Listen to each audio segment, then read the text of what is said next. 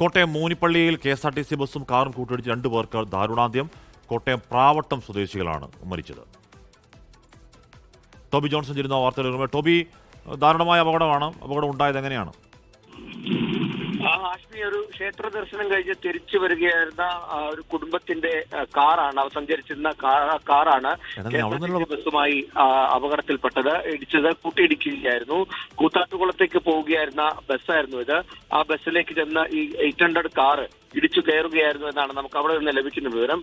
ഇടിയുടെ ആഘാതത്തിൽ രണ്ടുപേർ മരണപ്പെട്ടു എന്നുള്ള വിവരമാണ് ഇപ്പോൾ പുറത്തു വരുന്നത്. അതിന്റെ ആ വാഹനത്തിൽ 5ഓളം പേരുണ്ടായിരുന്നു. ബാക്കി 3 പേർക്ക് പരിക്കേറ്റിട്ടുണ്ട്. അതിൽ ഒരാളുടെ നില അതീവ ഗുരുതരമാണെന്നും വിവരം ലഭിക്കുന്നുണ്ട്.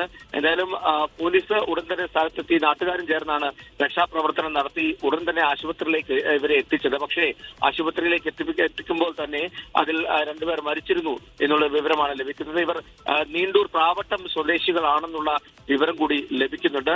മറ്റു വിവരങ്ങൾ ഉടൻ തന്നെ നമുക്ക് ലഭ്യമാക്കാൻ സാധിക്കും. ആശ്വൻ, ലോകത്തെവിടെയായാലും ഏത് സമയത്തും 24 വാർത്തകളും ഓഗ്മെന്റഡ് റിയാലിറ്റി പാക്കേജുകളും എക്സ്പ്ലെയിനറുകളും വിശദമായി കാണാൻ ഞങ്ങളുടെ യൂട്യൂബ് ചാനൽ നിങ്ങൾക്ക് സബ്സ്ക്രൈബ് ചെയ്യാം.